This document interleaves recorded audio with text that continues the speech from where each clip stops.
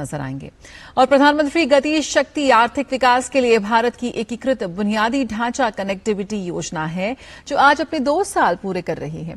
PM गति शक्ति digital platform का उद्देश्य रेलवे और रोडवेज सहित 16 मंत्रालयों को एक साथ लाकर बुनियादी ढांचा कनेक्टिविटी परियोजनाओं की योजना और निष्पादन को एकीकृत करना है। कितना असर पड़ा है देश के बुनियादी ढांचे पर, जानते हैं इस खास रिपोर्ट में।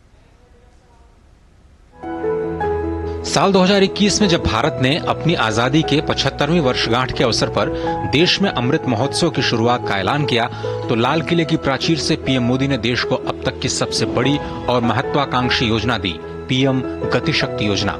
ये योजना थी देश के बुनियादी ढांचे में एक आमूलचूल परिवर्तन की 2047 तक देश को विकसित राष्ट्र बनाने के लिए एक मजबूत बुनियादी ढांचे के निर्माण की। 13 अक्टूबर 2021 को औपचारिक तौर पर देश में बुनियादी ढांचे के समग्र विकास के लिए पीएम गति शक्ति योजना की शुरुआत की गई।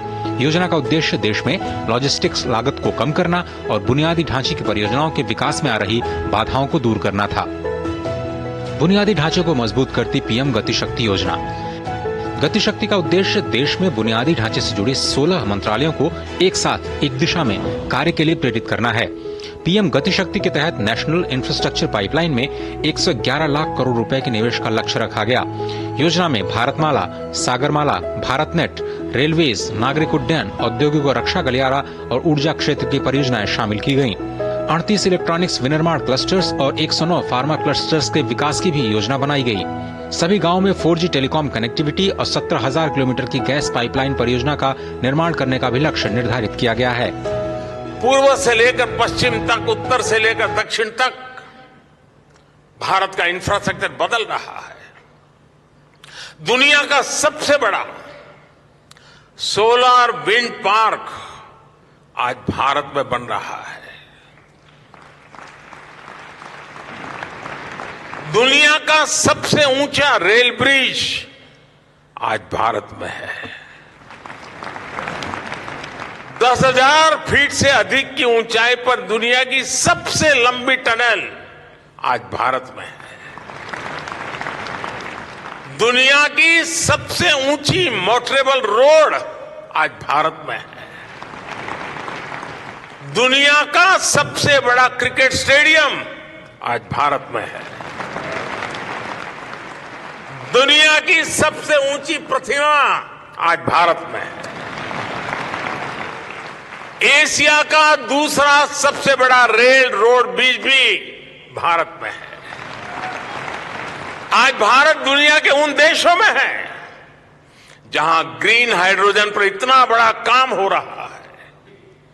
Think big, dream big, act big, इस सिद्धांत को अपनाते हुए भारत आज तेजी से आगे बढ़ रहा है।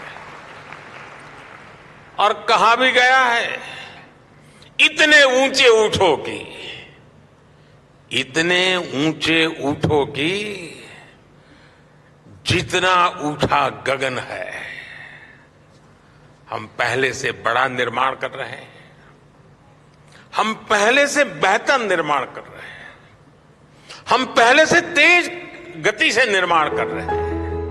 जाहिर तौर पर जो बुनियादी ढांचे की परियोजनाओं में मंत्रालय अलग अलग दिशाओं में कार्य करते नजर आ रहे थे, वो अब एक ही दिशा में एक साथ मिलकर काम करते दिखाई दे रहे हैं। प्रोजेक्ट्स की स्पीड और स्केल दोनों स्तर पर तेजी देखने को मिली है। बीते 9 सालों में बुनियादी ढांचे पर 34 लाख करोड़ रुपए खर्च किए गए और इस साल के बजट में भी 10 लाख करोड़ रुपए के निवेश का ऐलान किया गया है। बीते 70 सालों में देश में 20,000 किलोमीटर रेलवे लाइन का विद्युतीकरण किया गया, जबकि बीते 9 सालों में 40,000 किलोमीटर रेलवे लाइन का विद्युतीकरण हो चुका है। साल 2014 तक देश में केवल 4 लाख किलोमीटर ग्रामीण सड़कें थी, जो अब 7.25 लाख किलोमीटर तक पहुंच चुकी हैं। 2024 से पहले देश में 70 एयरपोर्ट्स थे, जिनकी संख्या अब 150 के पार है। इसी तरह 2014 से पहले सिटी गैस पाइपलाइन सिस्टम केवल 60 शहरों में था, जो अब तक 600 शहरों में पहुंच चुका है। बदलता हुआ भारत आज पुरानी चुनौतियों को समाप्त करते हुए आगे बढ़ रहा है। हम समस्याओं के स्थायी समाधान पर, परमानेंट सॉल्यूशन पर जोर दे रहे हैं। और इसका एक उदाहरण पीएम गति शक्ति नेशनल मास्टर प्लान भी है। यहां उद्योग जगत के साथी बैठे हैं, मैं चाहूंगा कि आप जाकर उस पोर्टल को देखिए। देश में रेल, रोड जैसे फिजिकल इंफ्रास्ट्रक्चर के लिए, स्कूल बनाने हो, हॉस्पिटल बनाने हो, ऐसे सोशल इंफ्रास्ट्रक्चर के लिए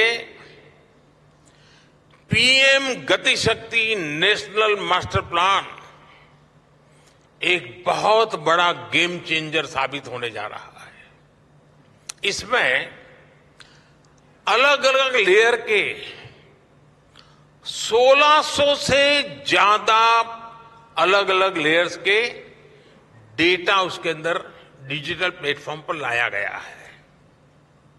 कोशिश यही है देश का समय और देश का पैसा पहले की तरह बर्बाद ना हो।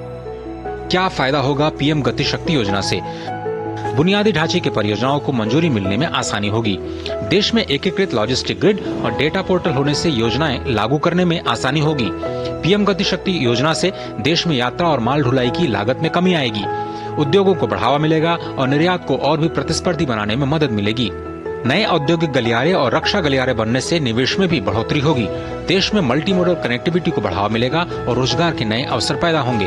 अक्टूबर 2021 से अब तक 11.5 लाख करोड़ रुपए की 112 परियोजनाओं को मंजूरी मिल चुकी है। देश ने बीते 3 महीनों में भारत मंडपम, एशिया का सबसे बड़ा India international convention centre Yashobhoomi और नई संसद को राष्ट्र को समर्पित होते देखा। ये एक झलक है बदलते भारत की, तेजी से फैसले लेने वाले भारत की, विकसित राष्ट्र बनने की दिशा में सशक्त और सक्षम बुनियादी ढांचे के विकास की। इसमें कोई शक नहीं कि पीएम गति शक्ति योजना से देश में इंफ्रा के विकास को एक नई गति मिली है। और जब पूरी दुनिया में मंदी का असर साफ दिख रहा है, भारत दुनिया की सबसे तेज रफ्तार अर्थव्यवस्था बना हुआ है। Ajay Mishra, DD news, Delhi. तो पीएम गति शक्ति योजना के बेहद सफल 2 साल पूरे हुए। रुकेंगे एक छोटे से ब्रेक के लिए, जल्द हाजिर होते हैं।